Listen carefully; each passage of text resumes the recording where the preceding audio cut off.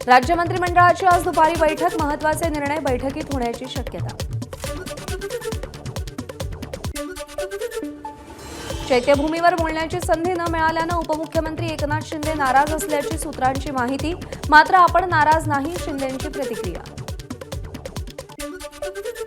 उशीर झाल्यानं एकमतानं सगळ्यांची भाषणं थांबवली, फक्त मुख्यमंत्री आणि राज्यपाल बोलतील असं ठरवलं, त्यामुळे गैरसमज होण्याचं कारण नाही, संजय शिरसाट यांची प्रतिक्रिया। महायुतीचं सरकार स्थापन झाल्यापासून राजकीय कुरघोड्यांव्यतिरिक्त महाराष्ट्राला काही मिळालं नाही, रोहित पवारांची महायुती सरकारवर टीका।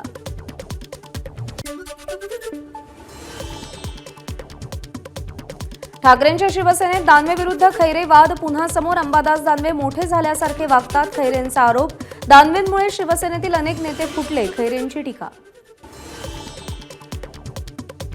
चंद्रकांत खैरे आणि अंबादास दानवे यांना उद्धव ठाकरेंची गरज नाही, खैरे यांना ठाकरेंच्या शिवसेनेत दुर्लक्षित केलं जातंय, त्यांना सन्मान मिळत नाही, नरेश म्हस्केंची टीका।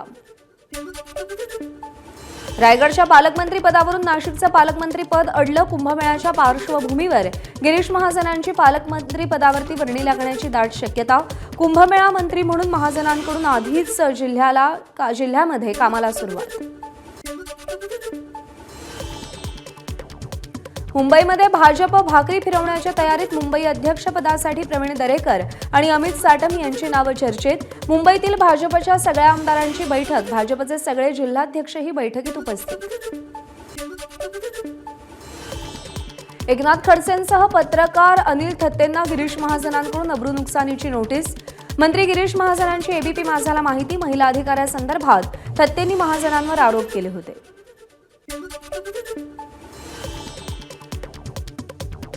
उद्धव ठाकरेंना भाजपसोबत सत्तेत यायचं, एकनाथ शिंदेंना रोखण्यासाठी ठाकरे भाजपसोबत जाण्यास तयार। शिंदेंच्या शिवसेनेचे आमदार संजय शिरसाट यांचा दावा, भाजपकडून उद्धव ठाकरेंना प्रवेशबंदी, शिरसाटांचं वक्तव्य। कागलमधील ठाकरेंच्या शिवसेनेचे माजी आमदार संजय घाटगे यांचा आज भाजप प्रवेश। मुंबईमध्ये भाजप प्रदेशाध्यक्ष चंद्रशेखर बावनकुळे यांच्या उपस्थितीमध्ये हा पक्षप्रवेश होणार। वादग्रस्त पोलीस अधिकारी रणजित कासले विरोधात अॅट्रॉसिटी अंतर्गत गुन्हा दाखल। फेसबुक पोस्टमध्ये बीडमधील एका व्यक्तीचं नाव घेऊन जातीवाचक शिवीगाळ केल्यानं गुन्ह्याची नोंद, पोलीस अधीक्षक नवनीत कौवत यांची माहिती। आपल्याला वाल्मिक कराडच्या एन्काउंटरची ऑफर होती, निलंबित पोलीस अधिकारी रणजित कासलेचा खळबळजनक दावा। 5 कोटी, 10 कोटी आणि 50 कोटींची ऑफर दिल्याचा कासलेचा दावा। धनंजय मुंडेंनीच कासलेला एन्काउंटरची ऑफर दिली असेल, करुणा मुंडेंचा धनंजय मुंडेंवर गंभीर आरोप। कराडला फाशी किंवा जन्मठेप होणार असल्यानं एन्काउंटरची ऑफर, करुणा मुंडेंचं वक्तव्य। पोलीस अधिकारी रणजित कासले विक्षिप्त माणूस, खळबळजनक व्हिडिओ बनवणं एवढंच कासलेचं काम। कराडच्या एन्काउंटरची ऑफर असल्याचा दावा करणाऱ्या कासलेवर अंजली दमानी यांची टीका। सिंधुदुर्ग जिल्ह्याची अवस्था बीडपेक्षा भयानक, 2023 मध्ये झालेल्या प्रकाश बिडवलकर हत्या प्रकरणातील आरोपींना अटक झाल्यानंतर वैभव नाईकांची प्रतिक्रिया।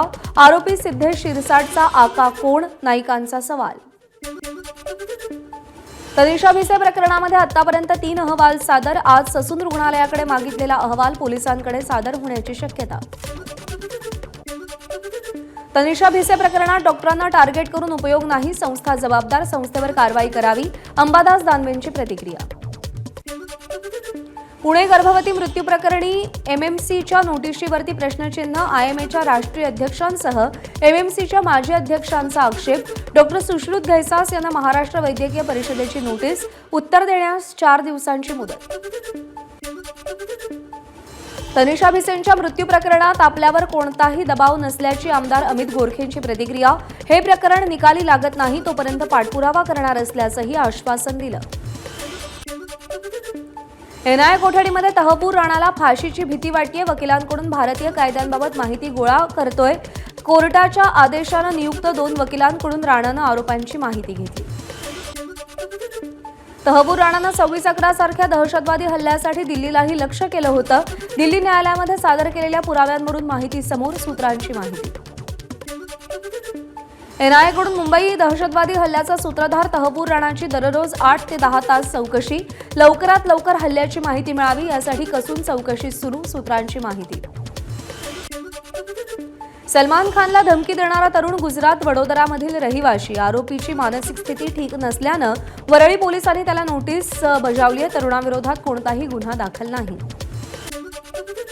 यवतमाळच्या आर्णीमध्ये तहसील कार्यालयासमोर सामाजिक कार्यकर्त्या अश्विनी देशमुख यांचं बेमुदत आमरण उपोषण. शवविच्छेदन गृहाचा प्रश्न सोडवण्यासाठी उपोषण. प्रकृती बिघडल्यानं देशमुख रुग्णालयात दाखल. अहिल्यानगरच्या राहुरीमध्ये एका तालमीतील महापुरुषांच्या पुतळ्याची विटंबना. मात्र अद्यापही आरोपींवर कारवाई न झाल्यानं आमदार प्राजक्त तनपुरेंचं बेमुदत उपोषण सुरू. लवकरात लवकर कारवाई न झाल्यास आंदोलन तीव्र करण्याचा इशारा. बीड जिल्हा रुग्णालयामध्ये आणखी एका मातेचा मृत्यू. महिलेला आधीपासून हृदयाशी संबंधित आजार असल्याचं समोर. सलग दुसऱ्या दिवशी मातेचा मृत्यू झाल्यानं जिल्हा रुग्णालयात चाललंय काय असा सवाल उपस्थित. बीडमधील महादेव मुंडेंचे मारेकरी 1.5 वर्षांनंतरही मोकाट असणं ही खेदजनक बाब. मुंडे कुटुंबियांना न्याय मिळावा. सुप्रिया सुळेंची एक्सपोजच्या माध्यमातून मागणी. बीडमधील बांगलादेशींच्या बनावट जन्म प्रमाणपत्राप्रकरणी किरीट सोमय्या आज तक्रार दाखल करणार. परळी पोलीस ठाण्यामध्ये तक्रार दाखल करणार असल्याची एक्सपोज करत माहिती दिली. सामनातील अग्रलेख हे उद्धव ठाकरेंना राजकीयदृष्ट्या संपवण्यासाठी. चंद्रशेखर बावनकुळेंची राऊतांवर टीका. कोणत्याही फालतू वर्तमानपत्रात लिहिलेल्या अग्रलेखावर उत्तर कशाला द्यायचं. सामनाच्या अग्रलेखावर प्रफुल्ल पटेल यांची प्रतिक्रिया.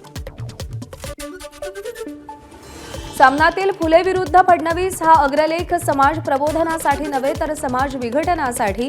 राऊतांचं नाव संजय तेडकर असायला हवं. भाजप कार्यकारी अध्यक्ष रवींद्र चव्हाण यांची राऊतांवर टीका. मुंबई वॉटर टँकर असोसिएशनचा संप अखेर मागे. यापुढे कारवाई होणार नसल्याचा पालिकेचा शब्द. मुंबई आयुक्तांसोबत झालेल्या बैठकीनंतर टँकरच्या संपावर तोडगा. मुंबई गोवा महामार्गासाठी जून महिन्याचा नवा मुहूर्त. जूनपर्यंत मुंबई गोवा महामार्ग पूर्ण होणार असल्याचं गडकरींचं वक्तव्य. गेली अनेक वर्ष रखडलेला महामार्ग पूर्णत्वाच्या मार्गावर. टोलबाबत सामान्यांची कोणतीही तक्रार राहणार नाही. 15 दिवसांच्या आत नवी पॉलिसी येणार. नितीन गडकरींची माहिती. पुण्यामध्ये आज जिल्हाधिकारी कार्यालयासमोर एमपीएससीच्या विद्यार्थ्यांचं आंदोलन. राज्यसेवेची मुख्य परीक्षा 45 दिवस पुढे ढकलण्याची मागणी. नाशिक शहरातील रस्त्याच्या कडेला असलेली धोकादायक झाडं तात्काळ हटवा. ठाकरेंच्या शिवसेनेची मागणी. पालिकेनं दखल न घेतल्यास तीव्र आंदोलन छेडणार. ठाकरेंच्या शिवसेनेचा इशारा. पुण्यामध्ये प्रवासी आणि पीएमपीएमएल चालकामध्ये हाणामारी. पीएमपीएमएल बसच्या मागच्या दारानं उतरण्यास विरोध केल्यानं हाणामारी. Video viral. भांडूपमध्ये कुख्यात गुंडानं केलेल्या गुन्ह्याची कलम लिहिलेला केक कापून वाढदिवस साजरा. जिया अन्सारी असं गुंडाचं नाव. केक कापून पुन्हा दहशत निर्माण करण्याचा प्रयत्न. पालघरच्या ग्रामीण भागात ऐन उन्हाळ्यात नागरिकांना वीज महावितरण विभागाच्या भोंगळ कारभाराचा फटका. रात्रीच्या सुमारास रोज विजेचा लपंडाव सुरू असल्यानं नागरिकांचा महावितरण विरोधात संताप.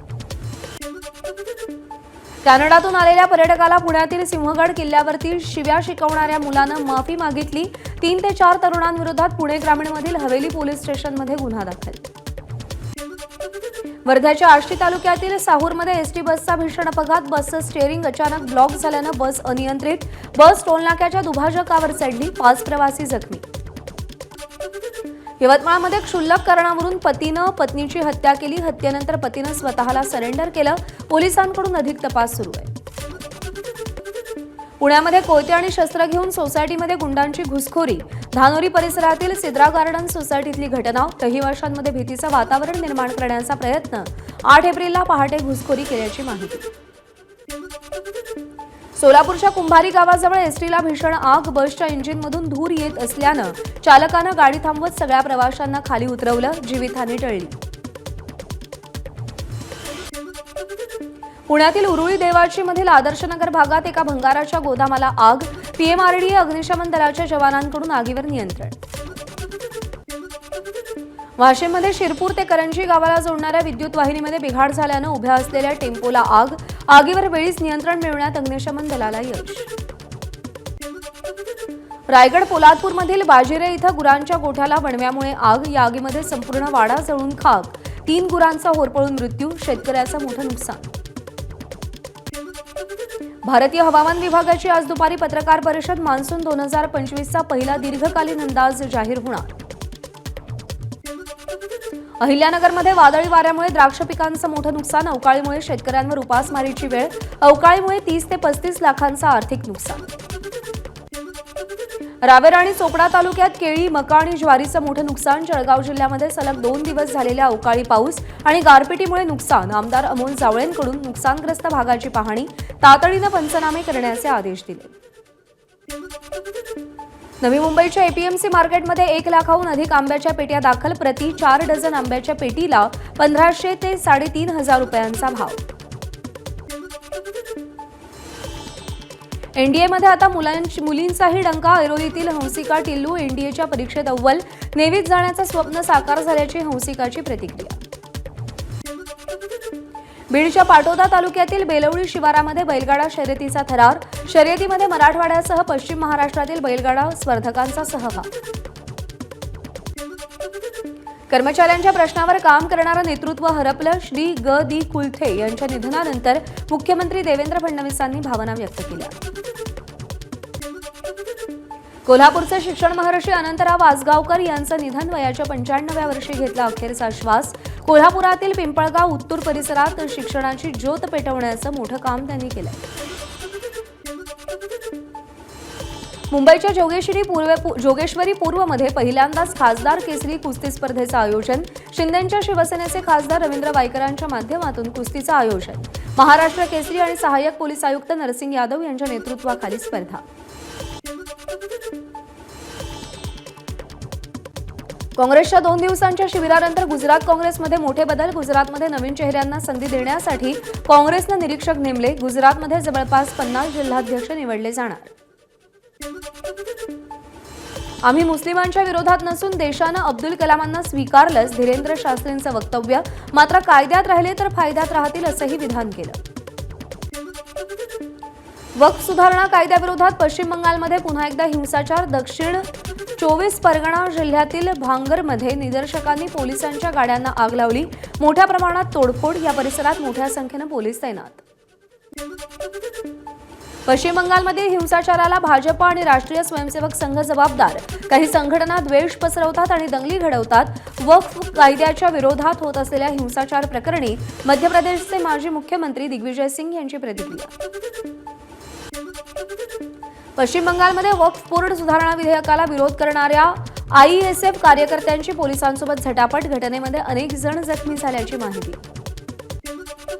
पश्चिम बंगालच्या मुर्शिदाबादमधील परिस्थिती पूर्ववत होत असून पलायन केलेले लोकही परत येत आहेत, पोलिसांची माहिती.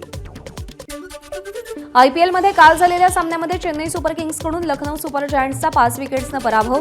11 चेंडूमध्ये 26 धावांची मॅच विनिंग खेळी करणारा महेंद्रसिंग धोनी ठरला player of the match. Anand नाडकर्णींच्या द लॉस्ट सुपरच्या इंग्लिश नाटकाच्या सरावाचा शुभारंभ.